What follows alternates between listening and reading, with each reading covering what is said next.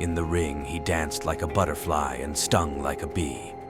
Outside the ring, he stood his ground like a mountain, his voice a thunderclap for justice. Muhammad Ali, a name synonymous with greatness. But was he just a champion boxer, or was he a revolutionary?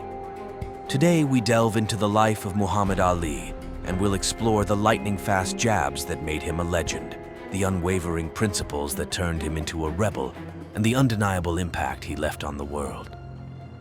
So, buckle up, because this ain't your average biography.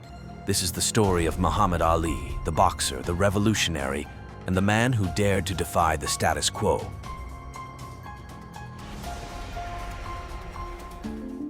Muhammad Ali, who was born as Cassius Clay in Louisville, Kentucky, is credited with beginning his quest to glory on the streets rather than in a luxurious gym. This is considered to be the beginning of his trip to fame. An accidental encounter with a law enforcement officer and the theft of a bicycle were the kindling that lit a passion for boxing that would soon spread throughout the world. It was 1954. A fiery 12-year-old Cassius Clay discovered his beloved red Schwinn bike had been stolen in Louisville, Kentucky. Fuming with anger, he declared, "If I ever caught the guy that stole my bicycle, well." Guided to policeman Joe Martin, who ran a boxing gym, Joe Martin told Cassius that he ought to first learn how to fight if he was going to whoop someone. From here, Cassius embarked on his path into boxing. Cassius brought his passion to the ring. His amateur career sparkled with 100 victories, including 6 Kentucky Golden Gloves titles and 2 national titles. Despite triumphing with the light heavyweight gold in the 1960 Olympics, Cassius confronted the bitter reality of segregation in Louisville when Cassius was refused service at a whites-only restaurant. After this incident, Cassius threw his gold medal into the Ohio River.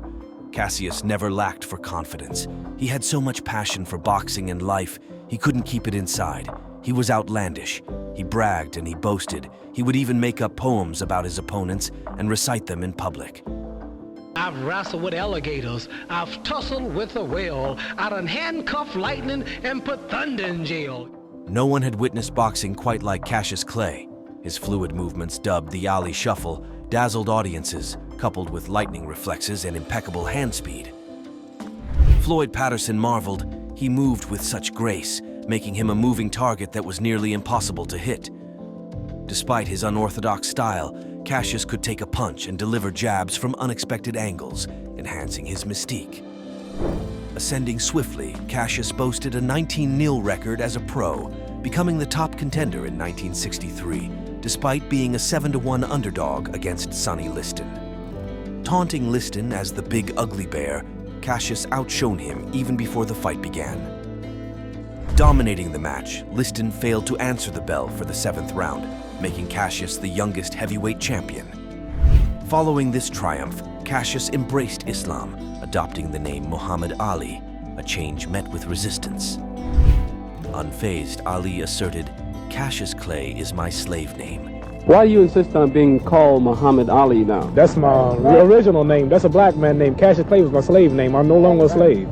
In 1966, Ali channeled his unwavering beliefs into another monumental act.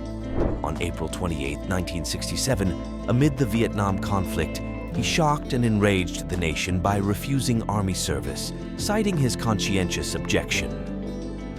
Defiantly, he proclaimed, "War contradicts the teachings of the Quran.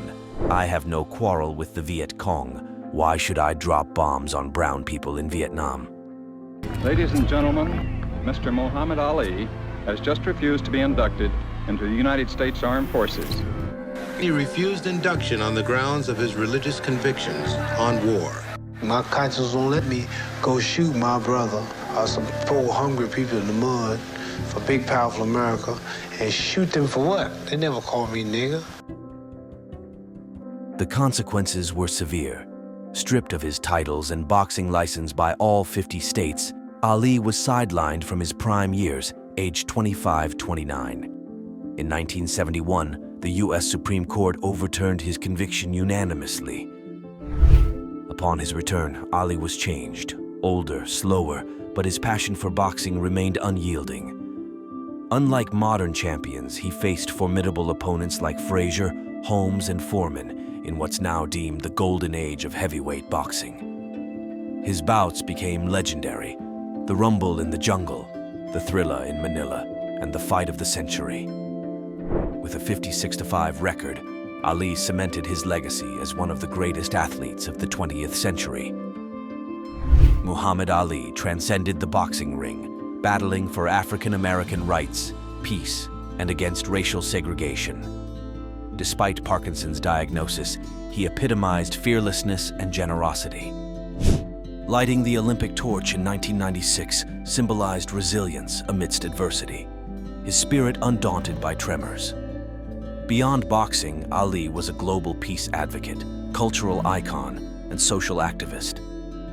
From Mandela, Muhammad Ali earned admiration worldwide. With unwavering resolve, Ali dismantled racial barriers, inspired generations to stand up, proving athleticism and social conscience can coexist.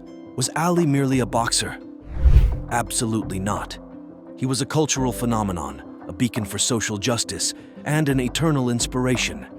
He remains the greatest of all time, a timeless figure. Join us for more stories of changemakers who dared to dream and fight for a better world. Don't forget to like and subscribe.